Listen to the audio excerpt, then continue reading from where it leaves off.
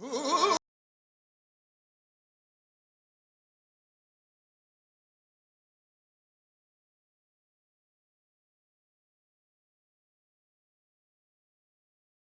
से भैया फोर्ट से आने और जाने का रास्ता इतना छोटा है कि एक ही गाड़ी आ सकती है या जा सकती है।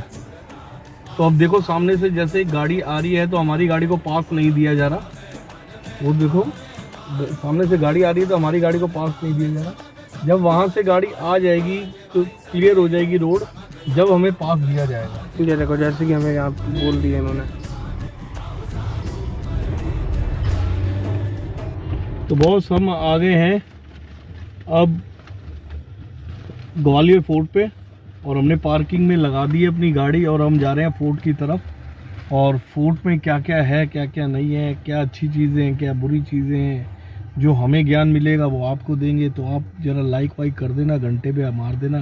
तो बच्चे का ज़रा ब्लॉग है बड़ा बना देना यार, समझ गए। बताता हूँ भैया अंदर आप।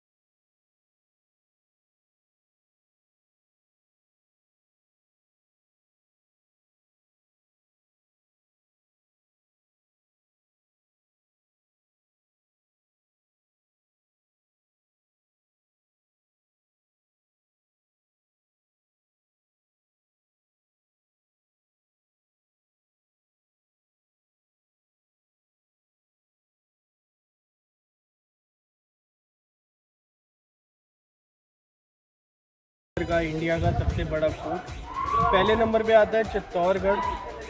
तो ये हम आए हुए हैं आज ग्वालियर में ये फोर्ट देखने के लिए। तो हमारे साथ बने रहिए, पूरी वीडियो को देखिए, आपको दिखाते हैं, एक्सप्लोर कराते हैं क्या क्या है इस फोर्ट में। एक आज व्हाट्सएप तो मैं तुम लोगों को बताना भूल गया कि इस फोर्ट के अंदर भूल भुलैया है और तुम अगर गाइड नहीं लोगे तो वहाँ पे खो भी सकते हो, मैं पहले बता दूँ। तो भूल भुलैया है नहाने का जगह था जहाँ पे रानियाँ नहाती थी, swimming pool kind of thing है वो। तो तुम्हें वो भी दिखाएंगे और भी बहुत सी चीज़ें हैं। तो आओ तुम्हें दिखाता हूँ क्या क्या यार। भूल भुलैया इसमें रानियों के स्विमिंग पूल, झूलाघर, telephone, DJ system, air cooling system, 500 साल पुराने फूड सिस्टम देखेंगे जो और पूरे भारत में किसी भी महल के अंदर नहीं देखने को मिलते।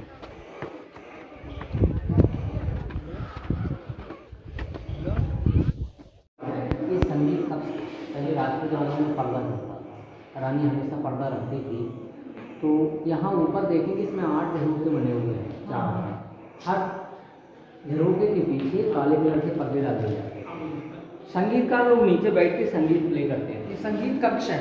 तो रानियाँ संगीतकारों को ऊपर से बैठ करके देख सकती थी, लेकिन नीचे से बैठे हुए संगीतकार लोग ऊपर रानियों को नहीं देख सकते थे। जालियों में देखेंगे तो जेंट्स और लेडीज़ को डांस करते हुए सीन बने हुए हैं। ये डांडिया डांस करते हुए सीन है जो गुजरात में होता है, जिसे गुजराती डांस कहते हैं।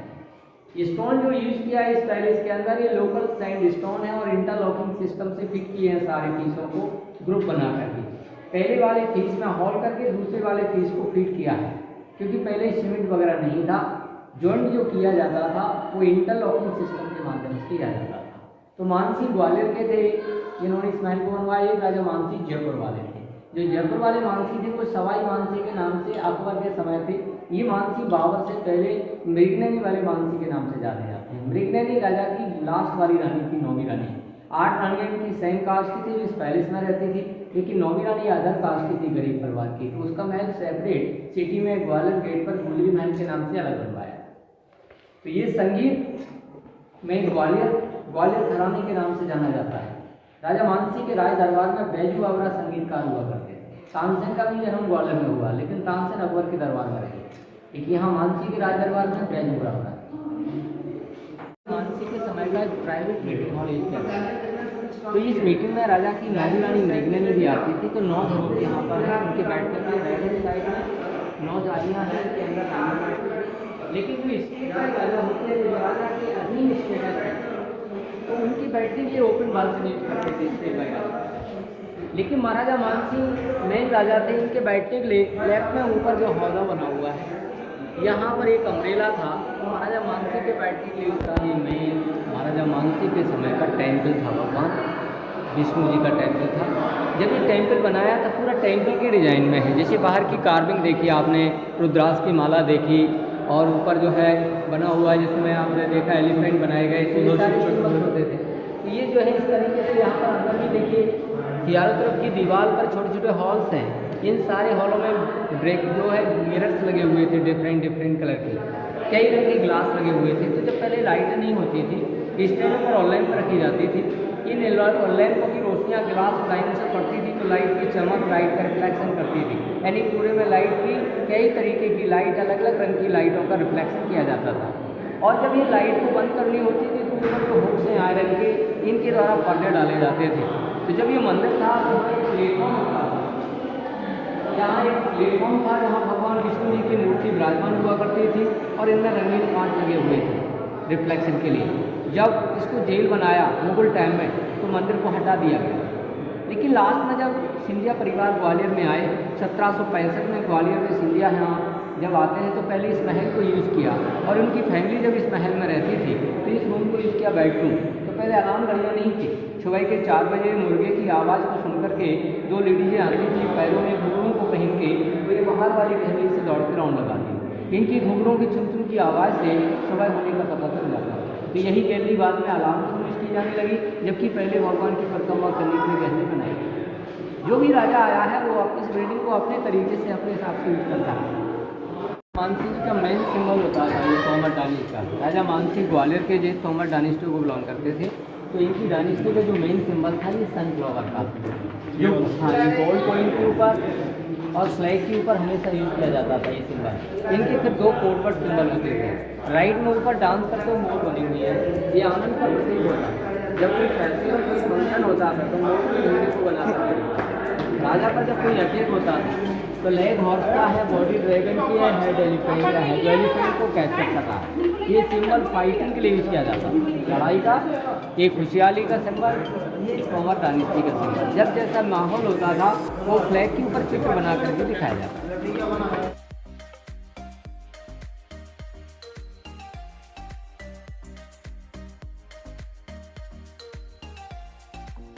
ये वो भूल है क्या?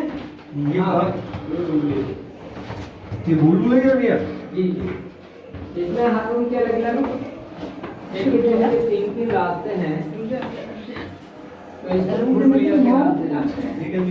ये लाइट जाने के लिए है। तो यहाँ पर इसमें ऐसा 45 एंगल पर कांच लगाया गया था, जिसका रिफ्लेक्शन यहाँ गिरता था। फिर वहाँ पर 45 एंगल पर कांच लगाया गया था जिसका रिफ्लेक्शन -3 फ्लोर के लिए पहुँचता था। तो ये चारों तरफ से रोशनी को कांच के माध्यम से अंदर तक पहुँचाया जाता है।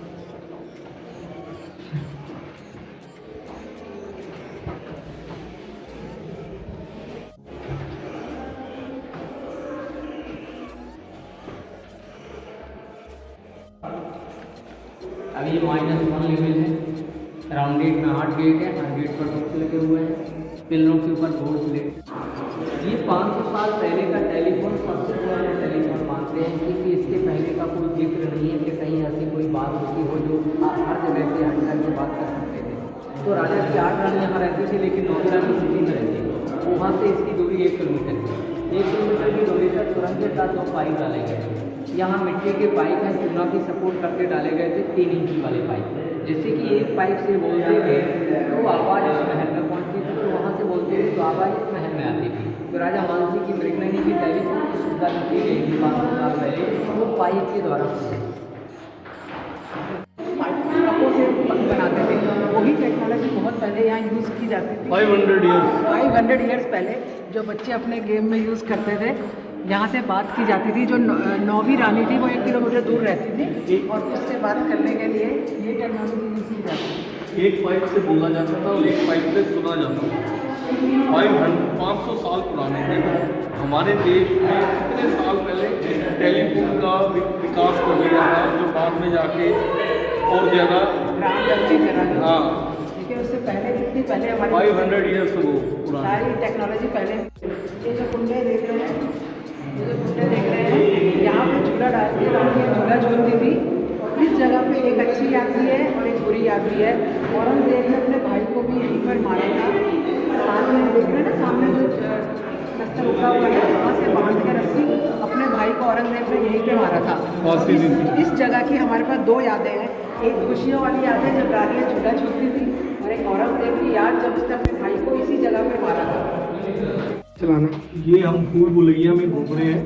हर कमरे के 3 रास्ते हैं और ये तीनों अलग अलग रास्तों के जरिए हम भूल भुलैया में घूम रहे हैं। आइए और दिखाते हैं आपको। आराम से, सीढ़ी बड़ी है भी, आराम से आना।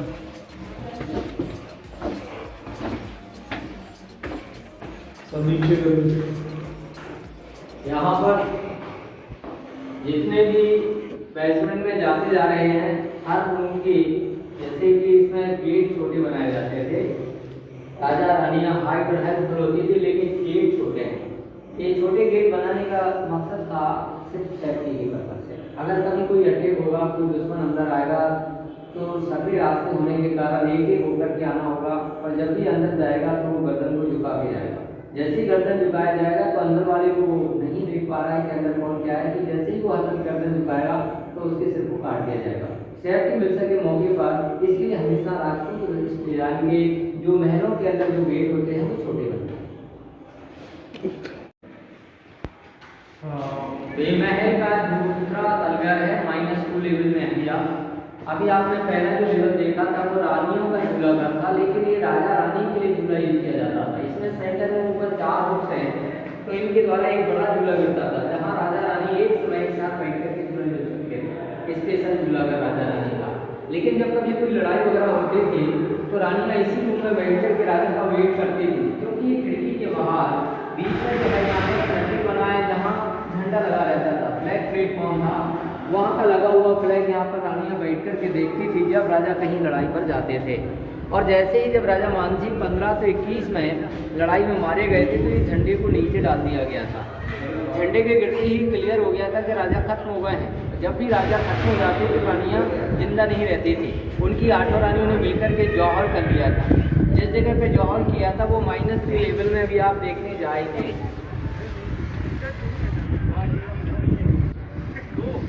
ग्वालियर सिटी।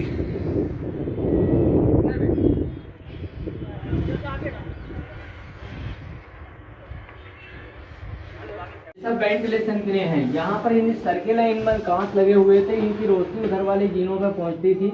उस साइड में लगे हुए सर्कलों पर ग्लासों की रोशनी इधर वाले जीनों पे आती थी। तो ये सब रोशनी हवा आने के लिए ये पूरा वेंटिलेशन की सुविधाएं की गई थी 500 साल पहले।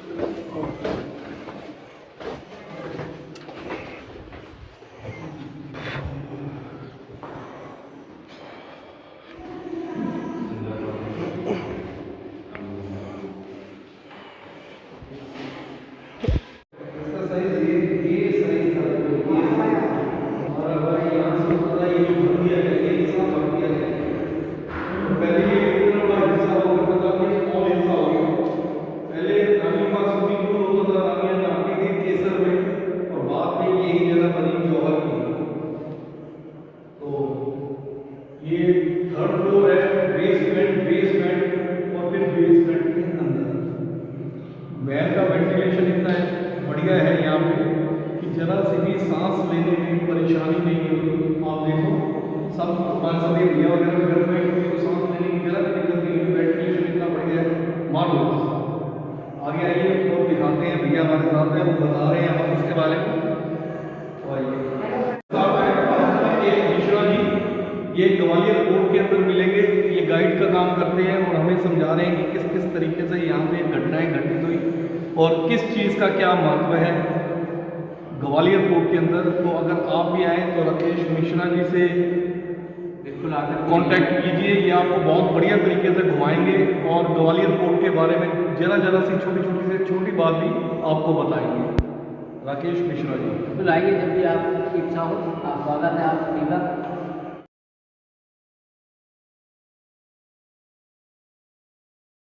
सेकेंड नंबर का ओपन कोर्टयार्ड है और इस ओपन कोर्टयार्ड के नाम पहले के समय 3 नाम थे। इसको रंगमहल कहा जाता था क्योंकि पूरे में कलर भरा हुआ था, रंगमहल के नाम से था। चारों तरफ शीशे लगे हुए थे इसलिए इसको शीश महल भी कहते थे।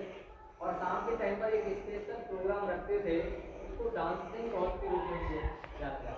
डांसिंग हॉल 500 साल पहले हम विदाउट लाइट के डीजे डिस्को जैसा माहौल देखने को मिलता था। तो आज से 500 साल पहले जब लाइट नहीं थी वो डीजे डिस्को होता कैसे था, वो क्या सिस्टम रहा होगा वो देखिए। इतनी ट्रेनें हैं, ये सारी ट्रेनों में कांच लगे हुए थे अलग अलग के, उसमें एक रंगा था और इसमें अलग अलग कई रंग के ग्लास लगे हुए। तो जैसे इस साइड में ग्लास फिट थे इसी तरीके से सेम उस साइड में हुआ करते थे। जब उस समय लाइट नहीं थी तो 7 स्टैंड हैं ऊपर, इन पर और लैंप रखी जाती थी। इन लाइन में रखी हुई लैंपों की रोशनियाँ उधर वाले ग्लासों पर पड़ती थी। जितने रंगीन ग्लास होते थे उनकी लाइट का रिफ्लेक्शन इधर आता था, इस साइड से लाइट का रिफ्लेक्शन उस साइड में गिरता था। तो बीच में जो जेंट्स ऑलरेडी डांस करने वाली होती थी उनकी ड्रेस पर भी कई रंग के शीशे होते थे, तो मल्टी कलर लाइट रिफ्लेक्ट होती थी। ऐसा देखने को मिलता था, ऐसा कोई मुगल आजम फिल्म में देखने मिलता है। 4 महारानी इनकी इन जालियों के अंदर बैठती थी जिससे डांसर लेडी डांस करने वाले उनको ना देख सके, और 4 रानियाँ उस साइड थे। राजा मान सिंह और 2 गेस्ट ऊपर वाली बालकनी बैठते, लेकिन राजा का जो चीफ गेस्ट होता था, जो राजा अपने से ज़्यादा सम्मान देते थे, तो राजा से ऊंचा बैठने के लिए वो चीफ गेस्ट के लिए जगह थी। डांसर लेडी डांस करने से पहले इनको मेकअप करना है, ड्रेस चेंज करना है, तो ये सामने वाला जो रूम था ये ग्रीन रूम हुआ करता था। इनमें सब में ग्लास लगे हुए थे, शीशे लगे हुए थे और बीच में पर्दा डलता था। जैसे एक साइड में जेंट्स और एक साइड में लेडीज, तो पर्दे में मेकअप और ड्रेस चेंज करने के बाद में यहाँ ओपन में डांस किया करते। इस रूम के अंदर एक छोटा सा रूम बना हुआ है, जो गाने बजाने वाले को बैठ कर के गाना गाते थे तो उनकी ध्वनि, उसकी आवाज़ रूम के से निकल के आंगन में पड़ आती थी, जो कि यूको साउंड बनता था। जैसे कि पहले स्पीकर लाउड स्पीकर नहीं होते थे, लेकिन रूम के अंदर से आवाज़ इतनी मधुर इतनी सुंदर आती थी जिसमें ऐसा लगता था जैसे स्पीकर कोई बोल रहा है, स्पीकर से बोल रहा हो। यूको साउंड सबसे सुंदर रूम था राजा रानी का साइन का समर पैट में। जितने डिजाइन हैं सभी में कलर भरे हुए थे। पहले गेट नहीं होते थे, पर्दे डाले जाते थे। 2 कूलर चलते थे, एक कूलर ये है और एक उस साइड में। तो कूलर चलने का प्रोसीजर कैसा था, जैसे हॉल है, इसमें एक बांस का पाइप लगा हुआ है, हाँ बांस का, जिसके अंदर 2 बनी हुई बांस की पंक्ति रहती है, वो भी बांस की बनी हुई है। एक फैन प्लेट दीवार के बाहर फिट होती थी, तो एक दीवार के अंदर फिट होती है। जमीन के लेवल से 350 फुट 350 फुट हाइट होने के कारण हवा की स्पीड से बाहर वाली फैन प्लेट घूमती थी, अंदर वाली घूमती। हवा डायरेक्ट टैंक के ऊपर हमारी यहाँ पर खसकी डाली रहती है। बीच में टैंक का पानी हरा रहता था, केसर से मिला होता। पंख से पीकी हुई हवा पानी से टच होकर के खुशबू लेके अंदर आती। Air cooling system natural cooler like wind mill 500 साल पुराना। ये रानियों का ड्रेसिंग रूम था, सामने अंदर वाला जैसे ड्रेसिंग टेबल होती है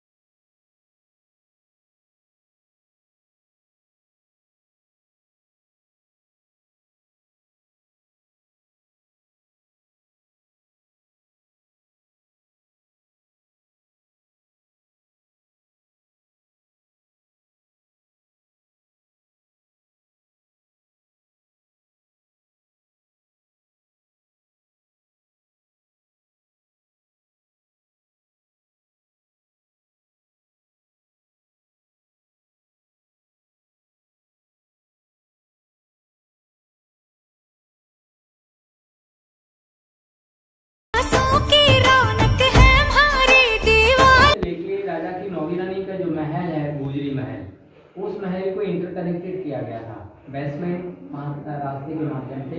यदि कभी कोई अटैक हुआ और उस समय अपने परिवार को यहाँ से सुरक्षित निकालना है तो ये रास्ते बनाए जाते थे। ये रास्ता भूजी महल तक जाता था 1 किलोमीटर की दूरी तक, और भूजी महल से फिर 3 साइड को बढ़ता था, एक आगरा साइड, एक झांसी, एक नरवा।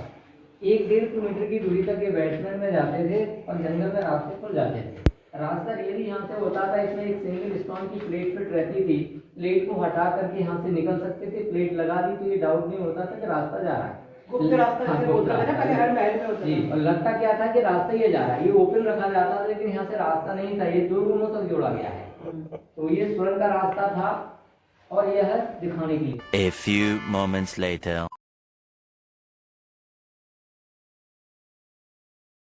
सबसे अच्छी जगह है जो आपको अच्छा आएगा। तो ये मानसी तोमर जो ग्वालियर के थे, इन्होंने जब इस पैलेस को बनवाया था उसी समय का ये पेंट किया हुआ है। ये जो नेचुरल कलर, वेजिटेबल कलर है, इतना साबित पुराना कलर पूरे भारत में किसी भी महल के ऊपर नहीं है। चित्रकारियाँ जो की हैं कुछ हिंदू देवी देवताओं के वाहनों को बनाया है। जैसे वो टॉप पर देखते तो हाथी बना हुआ है, हाथी इंद्रवान का वाहन है इसलिए बनाया है। दूसरी लाइन ये चलती हुई येलो कलर में बदक है, बदक सरस्वती जी का है। सबसे नीचे लाइन में मगर है, मगर गंगा का वाहन होता है। पुण्य पर उधर शेर बने हैं, शेर दुर्गा का वाहन है। इन हिंदू देवी देवताओं के वाहनों को बनाया है, जिससे ये पता चल रहा है किसी राजपूत राजा ने इस महल को बनवाया। ये सिर्फ हिंदू ही डिजाइन में है, इसमें इस्लामिक डिजाइन नहीं है, सिर्फ हिंदू डिजाइन का। ये पैदल वाला रास्ता है जहाँ से राजा हाथी पर बैठ के आते थे, जाते थे, इसको हाथी गेट कहा जाता था। और ये इनका दीवानी आम कहलाया जाता था। आम पब्लिक के लिए राजा संबोधित करते थे तो राजा बालकनी में बैठा करते थे और आम पब्लिक ग्राउंड बैठती थी।